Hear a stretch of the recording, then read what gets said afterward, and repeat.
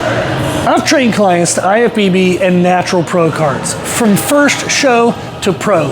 And in today's video, I want to take you along with a back workout that I'm doing for myself. I want to share the exercises, why I'm choosing them, and the technique aspects that I pay attention to while I'm performing them.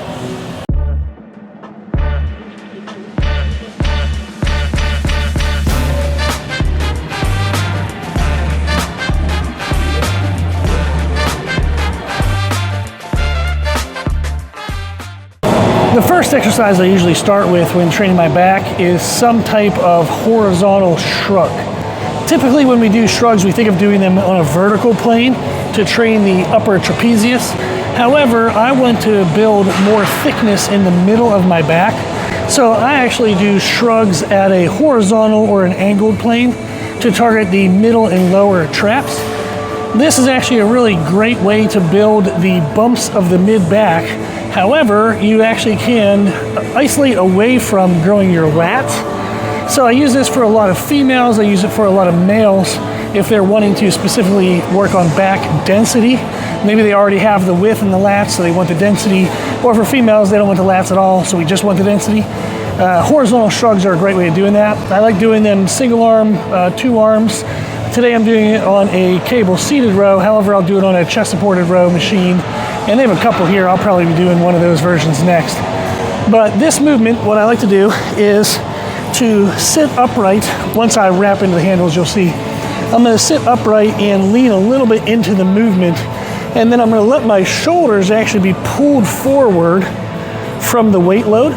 So rather than my shoulders staying neutral in the shoulder socket, I'm gonna go ahead and let the weight kind of pull that shoulder forward in the joint. I don't want to move my torso, so I'm not going forward and backward from the hips. I want my lumbar spine, my rib cage, well actually kind of between the rib cage and the hips, I want that to all stay stable. It's gonna be stationary, not gonna move.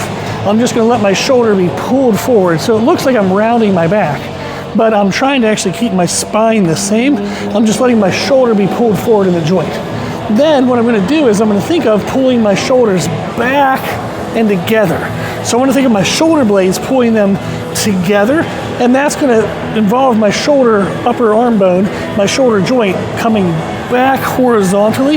Now you're going to notice my arm is going to bend some, and that's because as the shoulders go back, the shoulder joint is kind of a ball and socket, meaning the socket point here is curved. So my arm is actually pivoting in a semicircle. So as the shoulder joint is coming back, and then I want to get that final squeeze together, my elbow is going to flare a little bit out to get that shoulder blade to go in towards the other one. So that's going to involve my elbow bending some. But I'm not trying to drive my elbow back to be beside my torso, which would engage the lats. So you'll notice when I'm doing this that I am going to have some elbow bend, but that's the minimal amount of bend needed just to get my shoulder blades to touch. Sometimes what I'll do, instead of a narrow neutral grip, I'll choose a wide grip, whether that's overhand or neutral. And with that, since my elbow's already outside of the joint, you'll notice there's going to be very minimal, if any, elbow bend when you're wide. But if you're narrow, meaning my hand is inside the shoulder joint, I'm going to notice a little bit of bend in the elbow. So I'll wrap up here. Usually on this, I like to do high reps. Usually between 10 to 20, so I warm up at a bunch of 20s, go a little progressively heavier, set by set, and then sometimes I'll let it get heavy down to like 10 reps. I like to use a little bit of the high rep range because I can actually feel what's happening, where if I go too heavy, it's too many sensations happening and you can't isolate that little spot in the mid-back. The area we're trying to target is actually pretty weak. So if we go too heavy, our stronger muscles are gonna have to help. We want to go heavy enough to stimulate the weak muscle, but not too heavy where the strong muscles have to help it out. So with this, the other thing I do is I go at a very slow tempo. So I'm going to accept the weight load, let my shoulders be pulled forward. I'm going to think of pulling my shoulder blades back and together, and then slowly release. Now again, you're going to notice that my elbow is bending, but I'm not really paying attention to that. What I'm focusing on is my shoulder blades getting as close together as possible, then getting as far away apart from each other as possible. But again, I'm trying not to let my spine move. So if you were to look at like an x-ray of my backbone, there isn't anything happening with my backbone, but my shoulders are being pulled forward in the socket, and then I'm trying to pull them back into the back edge of the socket. Now, since I'm talking, I lost count, but this would be the pace I'm looking for. It's slow enough that I can feel what the muscle's doing, but you can tell it's not so overwhelming or so aggressive that I can't talk while I'm doing this. I should be able to talk while I'm doing this, and that's a good sign that I have a good enough intensity to challenge the muscle, but it's not so intense that I'm using too many other muscles. Try one more rep. Ooh, okay. Whew. So for me, I would definitely rather go for a good deep burn in this movement. And then when I move on to my next movements, which I might do 1 or 2 variations of shrugs and then do normal types of rows. In the normal rows, maybe I'll be a little more aggressive, try something a little heavy, but on these horizontal shrugs, I do stay light to make sure I'm really pinpointing that midpoint of the back. I finished up my working sets on the shrugs. So typically what I do next is do the same movement, same handle, and just do a couple sets where I actually do pull my elbows back. So these would be normal rows. It's just a little bit of time efficiency since I already have the movement pattern warmed up, muscles warmed up, equipment set up. I might as well just catch a couple sets there of the full range of motion. The concepts are going to be the same now. I'm going to I keep the spine the same, and I'm going to let my shoulders be pulled forward. I'm going to focus on squeezing the shoulder blades back, but I'm now going to, as the shoulder blades are coming back, start driving the elbows back. And this is going to help engage the lats along with the muscles of the mid-back. If you do the shrugs first and then you do this, you're going to realize, holy crap, those mid-back muscles are really involved with this. But you do start to now bring in the lats. Then typically what I do with the pull point, the pathway that I'm pulling at, where I pull to depends on where I want to target in my back. So for me right now, I'm trying to target my lower traps, which on the front side of my body is kind of right around my xiphoid process where the ribs come up and they connect. So I'm going to be pulling and thinking of trying to hit that spot. What I'm trying to think of is on the front side of my body, where do I want to grow what's on the back side of my body? So if I'm trying to target my lower lats, I would pull lower on the front side. If I was trying to target my upper back, I wouldn't be doing a underhand grip. I'd be doing a wide overhand grip, but I would be pulling up high if that's where I want to work on my back muscles. So wherever in the back you want to target, you want to pull to that same point on the front. Now, everything else, as I said, technique-wise is going to be the same. I do want to stay in control of this movement, make sure I'm feeling the eccentric and concentric, specifically in the back muscles. I'm not just trying to move the weight or throw the weight. I should feel that midpoint in my back burning and stretching and squeezing. However, I do usually let a little bit more technique leeway happen with this movement since I want to push a little bit of heavier weight load and since I've already been strict on the shrugs. So you'll see with this, I have a little bit of body movement, a little bit of body English, but the entire time I can still feel the back muscles working, not my biceps or just the overall intensity and just thinking of pulling the cable, releasing the cable. I don't really care what's happening in my hands, I care what's happening in my back. Okay, so get set up, and then we'll see. I'm going to aim for somewhere between 14, 20 reps. With this movement, I will sometimes go heavier, so I'll drop down to 6 if I need to on a heavy day, but that's pretty rare. And usually that's not in an underhand grip, that's in a safer grip for the bicep. Okay.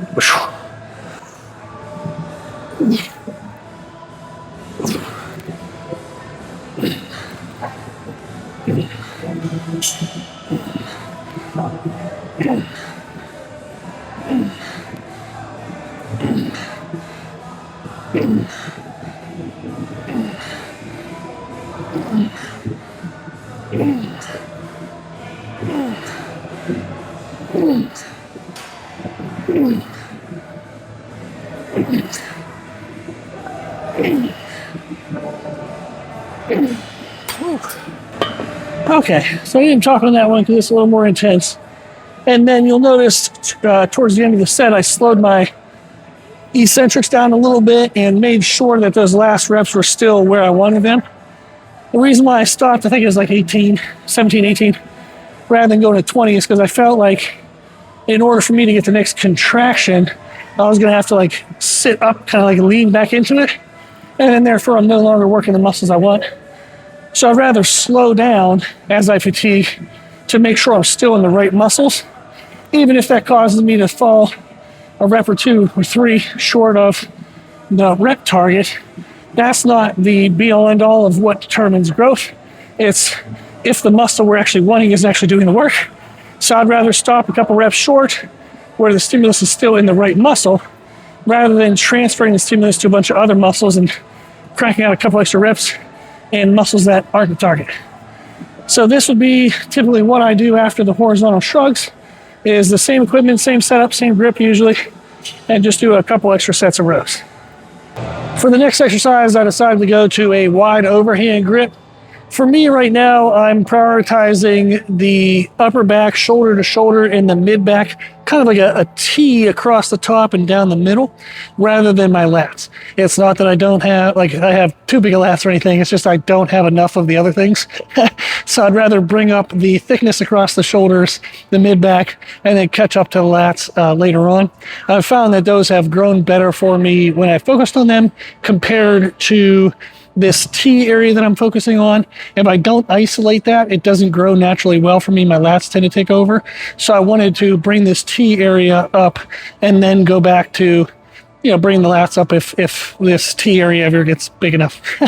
So the wide overhand grip helps with that shoulder to shoulder. So rear delt, across the middle trap to the rear delt, you're going to definitely get upper traps, a little bit more low traps, some rhomboids, all that fun stuff. But if you drew a line shoulder to shoulder, the wide overhand grip works basically across that line. So what I'm doing with this, the same thing as I did with the seated row, is I'm starting with a couple sets of just the horizontal shrugs. And I'm going to be taking a wide grip here. You'll notice then that my elbows don't bend quite as much now, except that my hands are wider than my shoulders. I'm going to do a couple sets of that to get a good feel of it, and then I'll do a couple sets of the regular type of rows where I let my elbows pull back. Now, I killed myself on that first movement, like the first 2, so I don't have a lot of strength here. So I'm dropping down to 10 reps, and I'm going to add a little bit of a pause and go a little bit lighter. As I get fatigued, if I notice that if I don't bring the weight down, if I don't add pauses, I'm just kind of moving weight to move weight, and I don't get as good a growth in these weak areas that I want.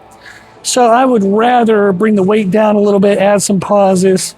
I'd rather have it be pinpointed and too light than go a little on the too heavy and miss the detail of the pinpoint that I'm looking for. So that would be my recommendation for you and for clients, is I'd rather go a little bit lighter and make sure you feel the right area rather than going too heavy and all the other muscles take over. Okay. Now, a key that I have, or a tip that I have with a chest supported movement, is to think of the hands being stationary and trying to pull yourself through the chest pad. So rather than pulling my hands to me, I think of pulling myself to my hands. What this does is this prevents you from arching when you get into that deep contraction, which then involves the lumbar spine, spinal rectors, some other muscles, so it gets you out of that pinpoint that you're looking for. So I'm going to, again, think of letting the weight pull my shoulder blades apart, and I'm going to think of pulling my shoulder blades back and together, and then release. So back and together, and release. And again, I'm thinking of pulling myself through the chest pad. You're not going to be able to see that, but internally, what that does is as I get into this deep contraction here, I'm not arching back, like pulling my chest and my head away from my hands. If anything, I'm trying to pull myself towards my hands, like pull my chest harder into the pad. This is going to get a much better contraction and make sure that it's pinpointed in the area that I'm looking for. So again, with this, it's definitely hard and intense, but I can talk because it has to be light enough that I can feel it in the right muscles.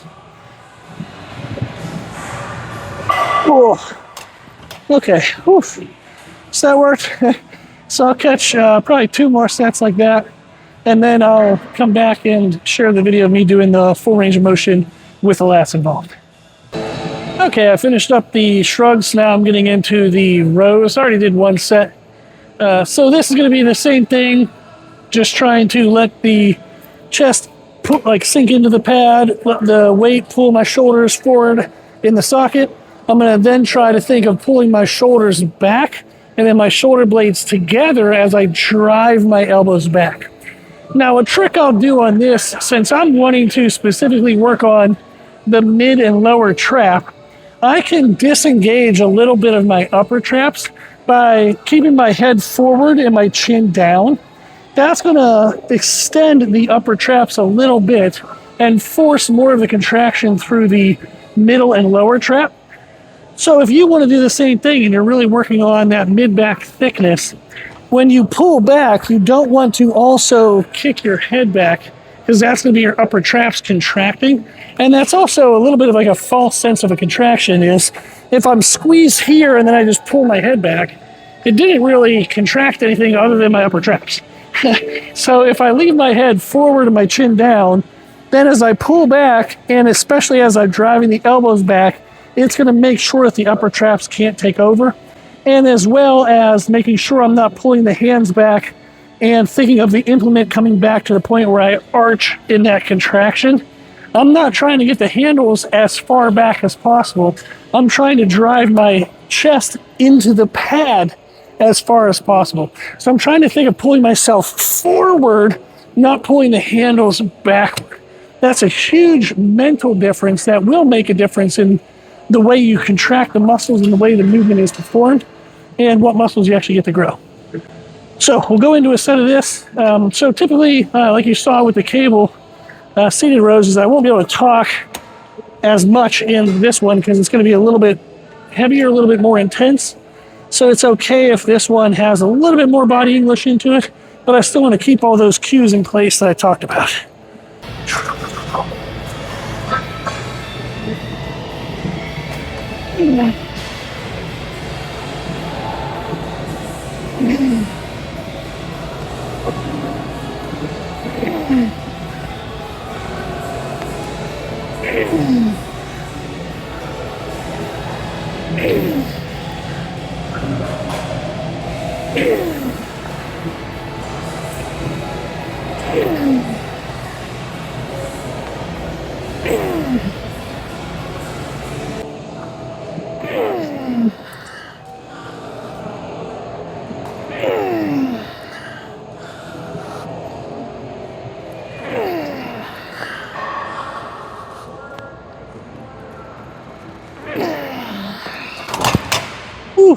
Okay.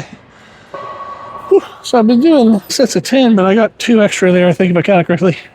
It felt good, just wanted to kind of ride the momentum. So don't get too fixated on a rep count. It's more so to get you in a general range of like weight load intensity. So when I when I write programs for clients, if I write a rep range like say 6 to 10, it's because I want a heavy weight load on that movement.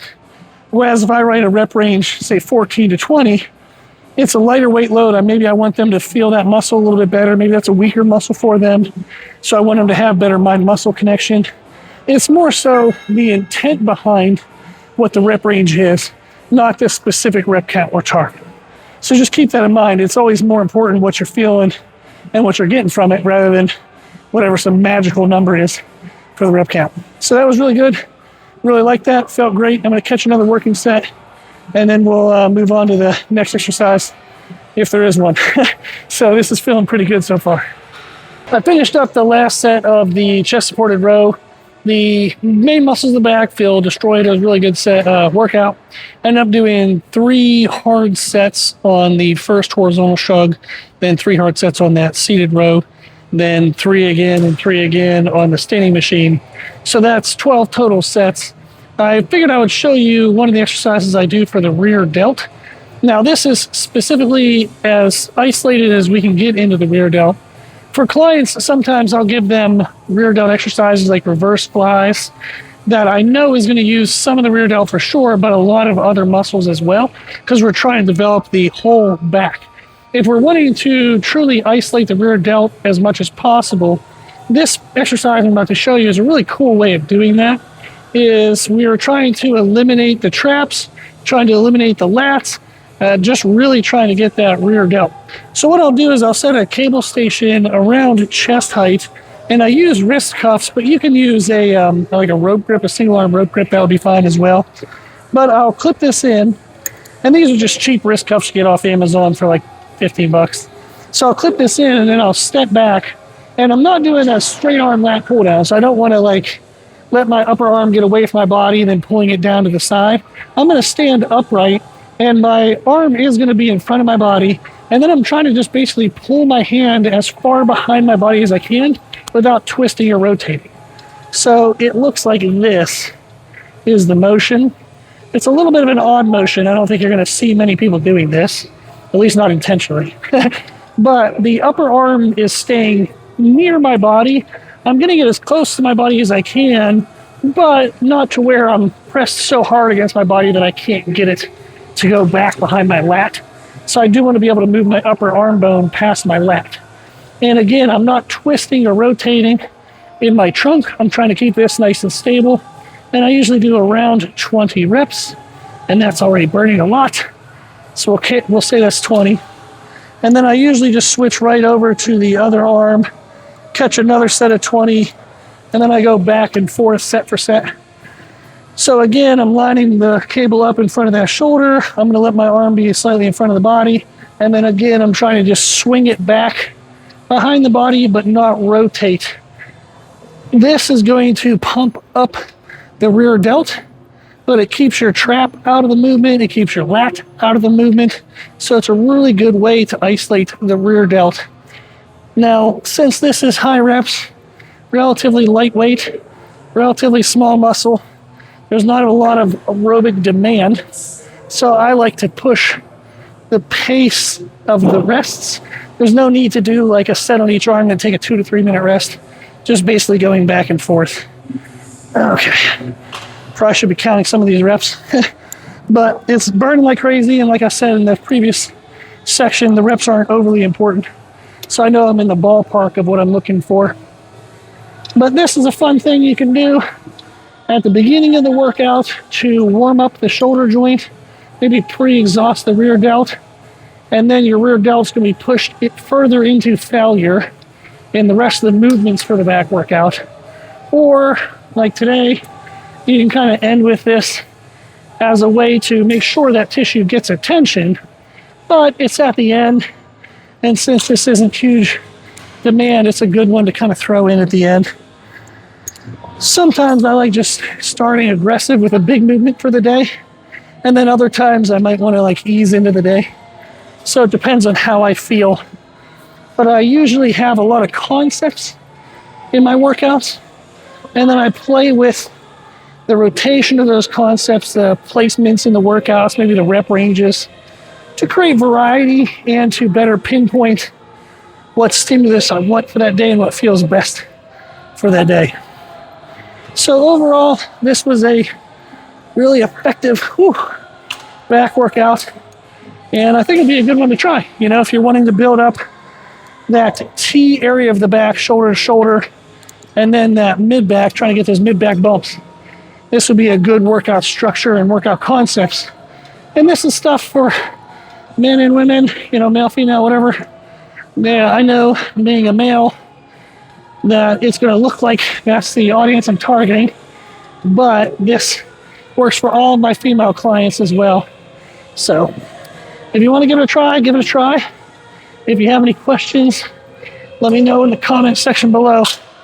Whew, okay, I got to catch one more set, but I think I shared everything for the day. So that's all. If you need anything, let me know. I appreciate your time, and thank you for watching.